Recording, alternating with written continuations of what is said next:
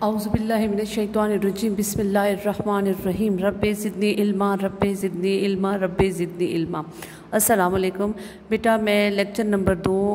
को लेकर आपकी खिदमत में हाज़िर हूँ। हम लोग जो सबक पढ़ रहे थे वो था इस्लाम में गदागरी की मज़म्मत, जिसके लिखने वाले थे अल्ताफ़ हुसैन हाली। ठीक है, मैंने आपको बताया भी था कि वो नसरी एतबार से तनकीद निगार हैं।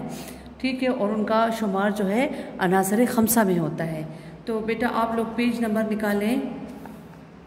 16। तो हम लोग पैराग्राफ पे आ जाएंगे। ये देखिए जो फर्स्ट पैराग्राफ है इसका।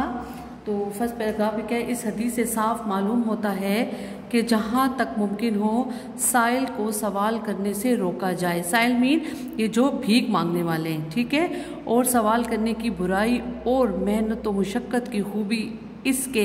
ज़हन नशीन कराई जाए, यानी उनको ये बताया जाए कि जो आप सवाल कर रहे हैं आप इसके मुस्तहिक नहीं हैं, उनको ये एहसास दिलाया जाए। ठीक है, और ये बात उनको बार बार कहनी चाहिए। हो सकता है कि उनके ज़मीर उनको इस बात के लिए मलामत करें और वो ये पेशा छोड़ दें, मगर इस ज़माने के साइलों की बेगैरती और ढिटाई कहते हैं ज़िद में ये लफ्ज़ आ जाता है। ठीक है, और बेशर्मी भी कह सकते हैं, इसको गुस्ताखी भी कह सकते हैं, इतनी हद से गुज़र गई है कि किसी फहमाइश या मुमानियत, फहमाइश का क्या मतलब है,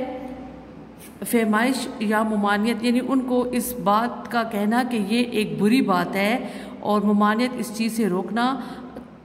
रोकते रहे ना, उन पे कोई असर नहीं होता। ठीक है ना, कि ये फहमाइश यानी ये एक गलत अमल है और इससे रोकना चाहिए, लेकिन उन पे कोई असर नहीं होता। आप उनको बार बार कहें, उन पे कोई असर नहीं होता। नज़र बा हालात मौजूदा हमें इसके सिवा कोई चारा नहीं, चारा का मतलब है रास्ता नहीं, कि गैर मुस्तहिक साइलों की दादो दहश का मतलब है सखावत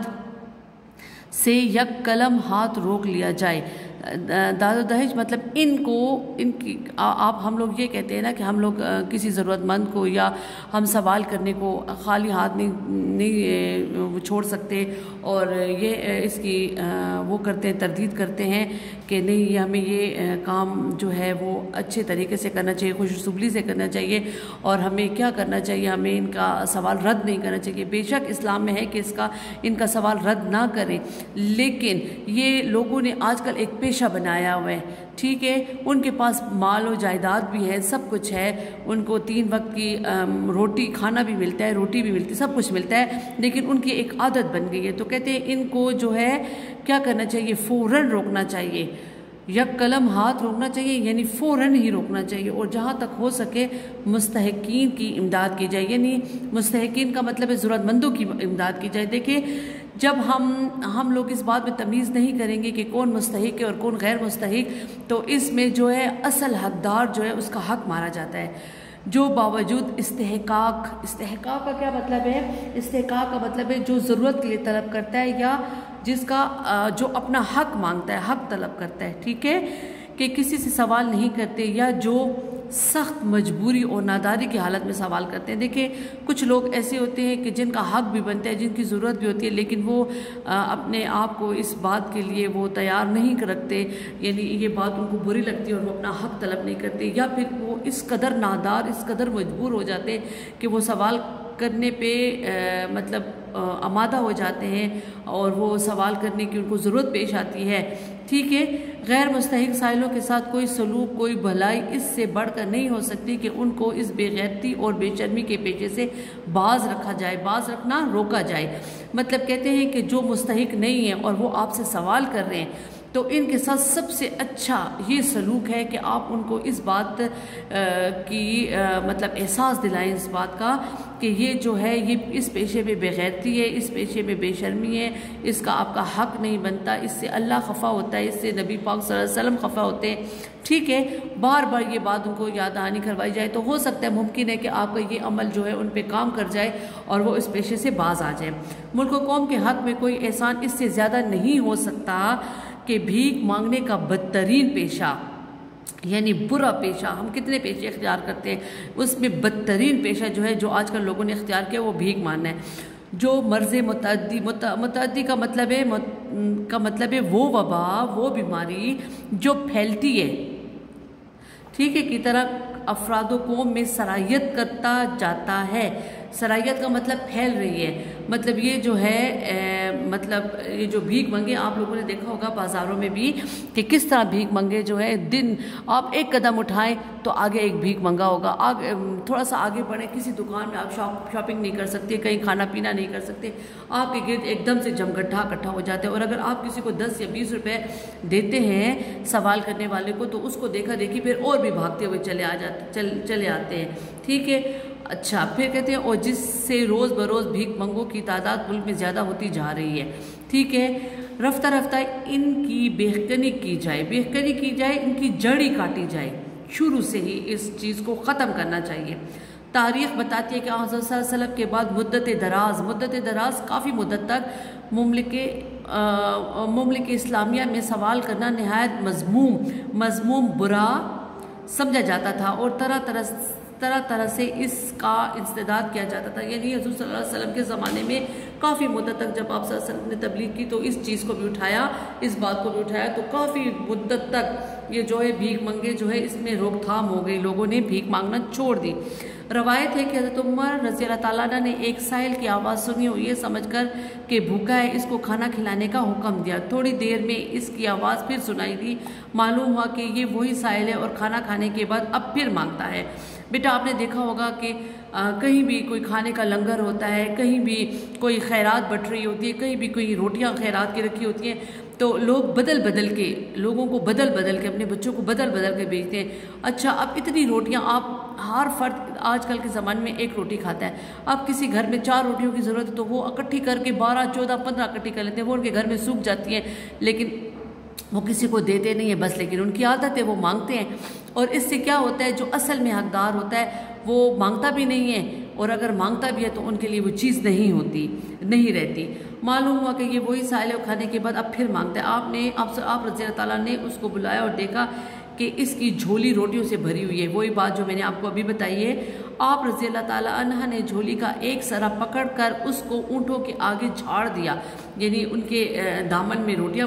تھی، یعنی جھولی بھری ہوئی تھی اور وہ بھیک منگا تھا، تو آپ نے کیا اب وہ کھا تو نہیں سکتا، اب وہ روٹی وہ کہاں لے کے جائے، تو آپ رضی اللہ تعالیٰ عنہ نے کیا کیا، حضرت عمر رضی اللہ تعالیٰ عنہ نے کہ وہ جو اس کا دامن تھا روٹیوں کا بھرا وہ اونٹ کے آگے ڈال دیا کہ یہ جو ہے یہ اونٹ کھا لے، ٹھیک ہے۔ تو اور پھر یہ کہا انہوں نے، اور آپ نے فرمایا تو ساحل نہیں ہے تاجر ہے۔ آپ دیکھیں نا، یہ تو ایک تجارت کرتی ہوئی نا کہ جی آج میں 100 روٹیاں اکٹھی کروں گا، 50 روٹیاں اکٹھی کروں۔ ہم روٹی کیوں کھاتے ہیں؟ کیونکہ ہمیں بھوک لگتی ہے، اور بھوک کے لیے صرف اتنی روٹی کھاتے ہیں جتنی کہ ہماری بھوک ہوتی ہے۔ اب اپنی بھوک سے زیادہ کسی چیز کو اکٹھا کرنا تو اور اچھا پھر یہ بات بھی ہے، اور بھیک منگوں کے پاس اپنی ضرورت کی ساری چیزیں ہوتی ہیں، میں نے خود سرچ کیا ہے، ان کے پاس ضرورت کی ساری چیزیں ہوتی ہیں، لیکن پھر بھی وہ مانگتے ہیں، پیسے کے لیے سوال کرتے ہیں۔ علامہ مقرری تاریخ اندلس میں لکھتے ہیں کہ اندلس میں جس ساحل کو تندرست یعنی صحت مند اور کام کے لائق دیکھتے ہیں اس کو نہایت ذلیل کرتے ہیں اور سخت سست کہتے ہیں۔ سمجھ آئیے نا، اندلس تاریخ کی ایک بک ہے جو علامہ مقرری نے لکھی تھی، اور اس میں کیا لکھا ہوا ہے کہ اس اندلس کے شہر میں جب کسی کو ہٹے کٹے کو دیکھتے ہیں، موٹے تازی شخص کو دیکھتے ہیں، جوان کو دیکھتے ہیں، اور وہ کام کاج کرنے کے قابل ہے لیکن پھر بھی وہ بھیک مانگتا ہے، تو اس کو نہایت ذلیل کرتے اور یہ اس کو بار بار کرتے کہ تم تو ہو ہی لیزی، تم تو ہو ہی سست۔ اسی کا نتیجہ ہے کہ یہاں اپاہج اور معذور آدمی کے سوا کوئی سائل نظر نہیں آتا۔ اب دیکھیں یہ کتنا بڑا قدم ہے۔ کیا ہے، اندلس میں جب یہ اس چیز کی روک تھام ہوئی تو کیا ہوا، اپائج جو پاؤں سے اپائج جو چل پھر نہیں سکتا، ٹھیک ہے۔ میں نے تو بیٹا اکثر لوگوں کو دیکھا ہے کہ وہ پاؤں سے بھی اپائج ہوتے ہیں، لیکن ایک چھوٹی سی یہ جو باعث شیلف بنے ہوتے ہیں دکانوں کے آگے جب ان کی دکانیں بند ہوتی ہیں تو اس میں انہوں نے تسبیحیں لگائی ہوتی ہیں، جائے نمازیں لگائی ہوتی ہیں، اپنی مزدوری کے لیے کچھ نہ کچھ وہ کام کر رہے ہوتے ہیں، ٹھیک ہے۔ اور معذور آدمی، معذور کہتے ہیں بیٹا جو ہاتھوں سے معذور ہو، آنکھوں سے معذور ہو، ٹھیک ہے۔ اور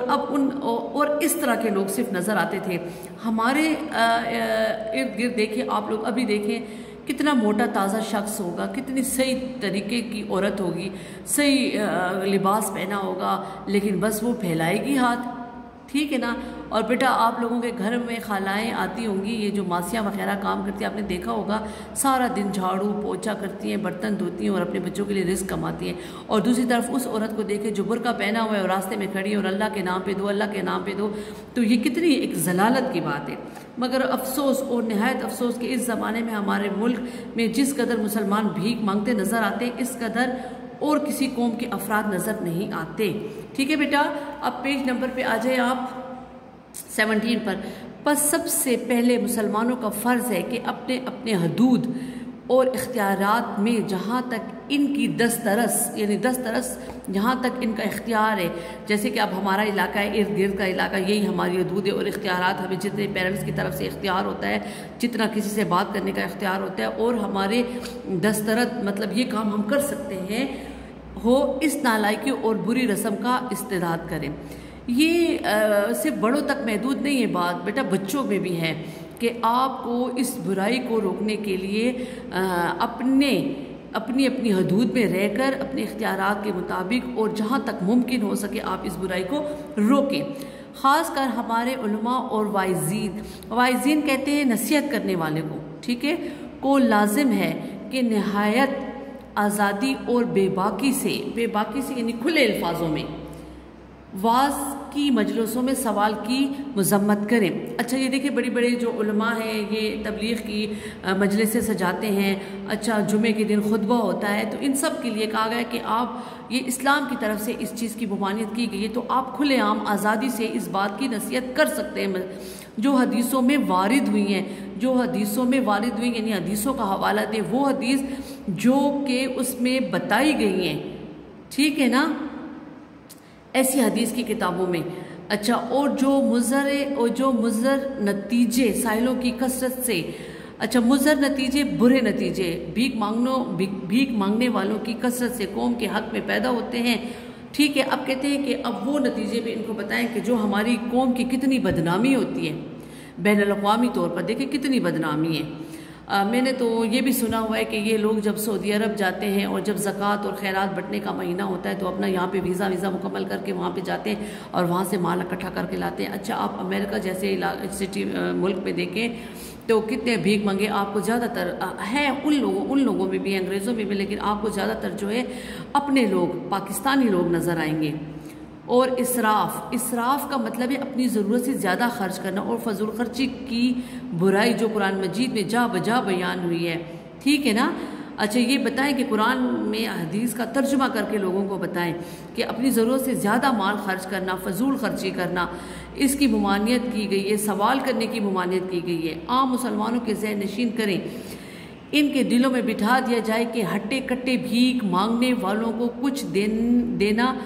بجائے نیکی اور بھلائی کے الٹا گناہ کا مرتکب ہوتا ہے. کہتے ہیں کہ آپ جب دیکھتے ہیں ایک ہٹا کٹا بندہ ہے اور آپ اس کو نصیحت کرنے کی بجائے آپ اس کو جلدی سے پرس سے پیسے نکال کے دے دیتی ہیں, تو یہ آپ کی نیکی نہیں ہے اور نہ یہ بھلائی کے زمرے میں آتا ہے, بلکہ یہ آپ ایک گناہ جو ہے اس کو بڑھاوا دے رہی ہے. ٹھیک ہے نا, آپ نے 10 روپے دیے, آگے اور بھی 10 دیں گے, آگے اور 10 دیں گے, تو یہ ایک گناہ جو ہے وہ پھیلتا جا رہا ہے. کیونکہ جس قدر ایسے لوگوں کو دیا جاتا ہے اس قدر مستحق یعنی بیواؤں, یتیموں اور ہمسایوں کی حق تلفی کہتے ہیں حق مارنا ہوتی ہے. اسی قدر بھیک مانگنے کا ناپسندیدہ طریقہ زیادہ رواج پاتا ہے, ٹھیک ہے, اور اسی قدر قوم کے کام کے آدمیوں کی کمی ہوتی ہے. اب جب کثیر تعداد جو ہے وہ بھیک مانگے گی کثیر تعداد میں, تو آپ مجھے خود بتائیں کہ پھر یہ جو محنت کرنے والے لوگ ہیں یہ کہاں چلے جائیں گے؟ وہ بھی دیکھا دیکھی یہ کام کریں گے کہ جی نہ ہمارا ہاتھ تھکتا ہے, نہ پاؤں تھکتا ہے, نہ دل تھکتا ہے, نہ ہمیں سارا دن میں اپنا پسینہ بہانا پڑتا ہے, اور کیا ہوتا ہے کہ ہمیں آرام سے رات کو 1000-2000 روپے مل جاتے ہیں. تو کیا کرتے ہیں,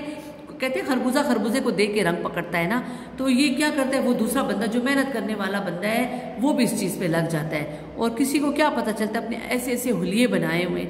میں نے بیٹا دیکھا تھا, میں بازار گئی تھی تو میں نے دیکھا تھا کہ کچھ مرد ایسے ہیں جنہوں نے عورتوں کے گیٹ اپ بنائے ہوئے اور آپ کو عجیب و غریب طریقے سے سوال کرتے ہیں, جس کو دیکھ کے بندے کو خوش شرم آتی ہے کہ یہ ہمارا کیسا معاشرہ اور معاشرے میں کیسے لوگ بڑھ رہے ہیں. ٹھیک ہے, تو آپ نے اس کی روک تھام میں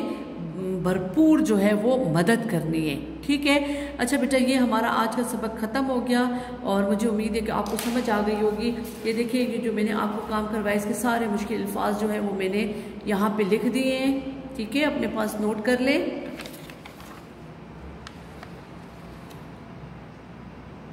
اور مجھے امید ہے کہ آپ کو میرے پڑھانے کی سمجھ آئی ہوگی۔ والسلام۔